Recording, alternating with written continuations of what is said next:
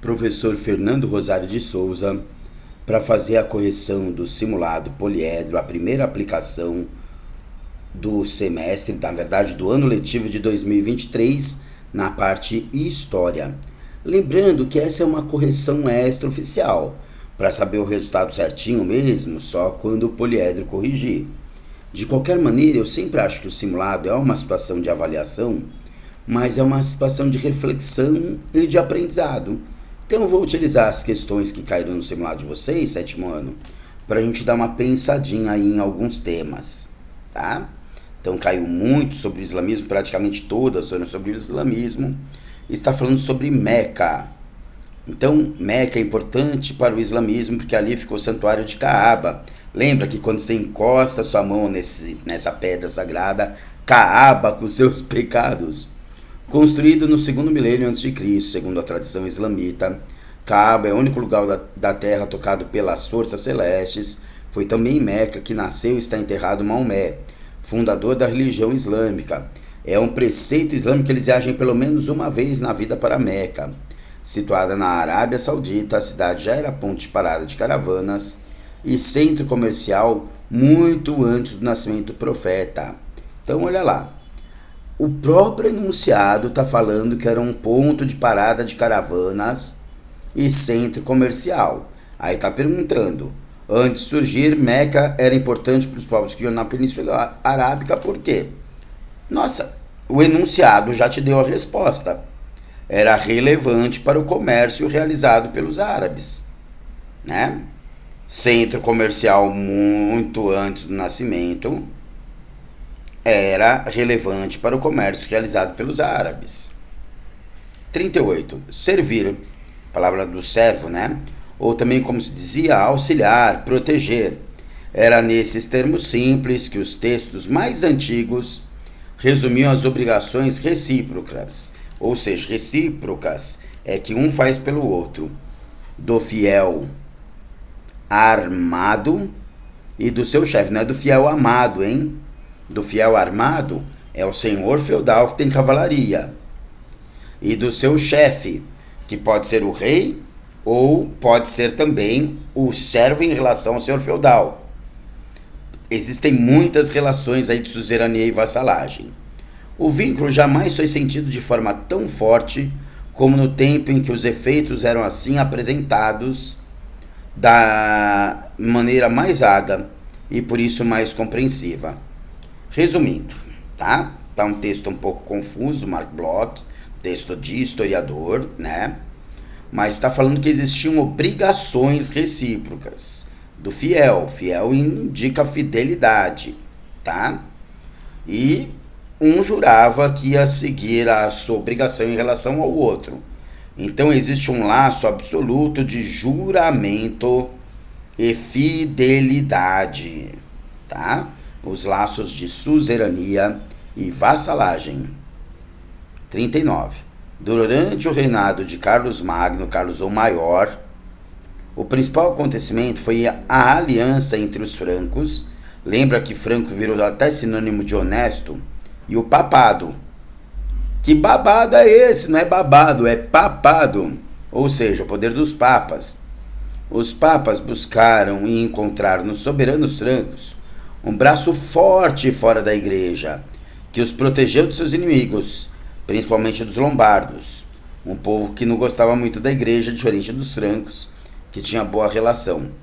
Os frutos dessa aliança são, em primeiro lugar, para os soberanos franceses, ou seja, para os francos, e a consagração do rei Pepino e de seus filhos, um dos reis francos, né?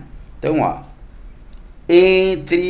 a relação entre os primeiros reis francos e a igreja católica foi o quê?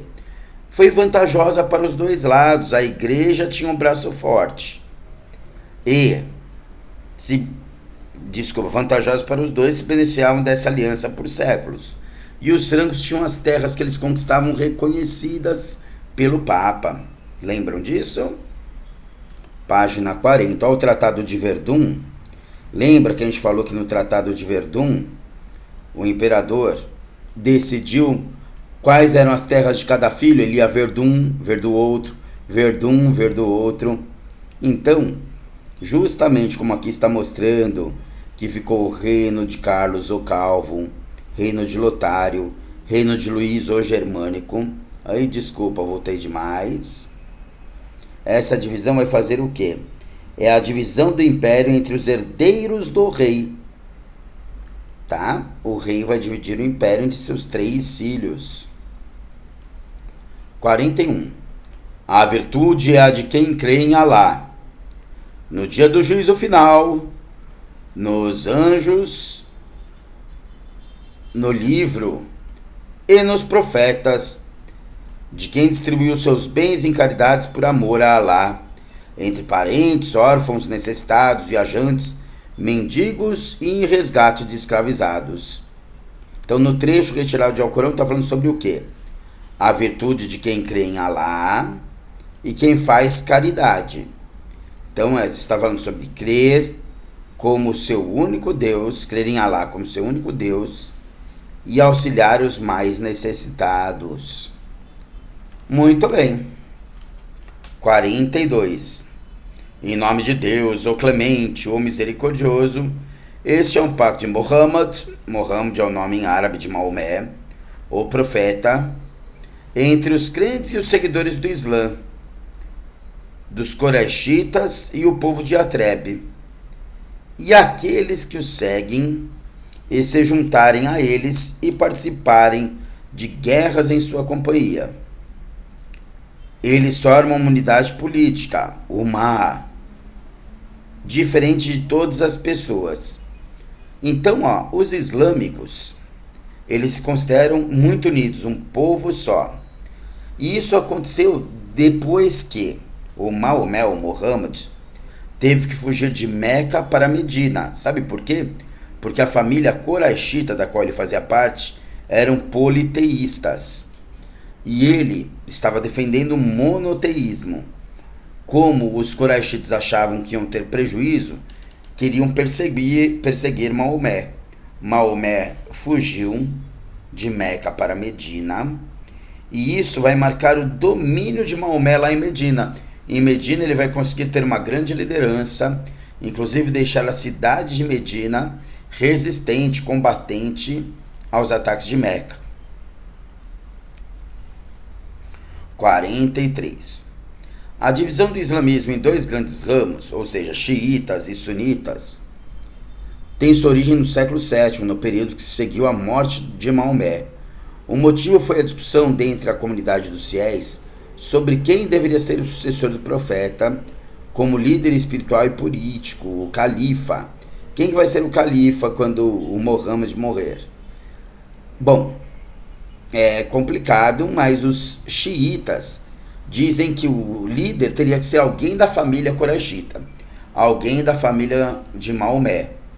Já os sunitas, eles dizem que pode ser qualquer fiel.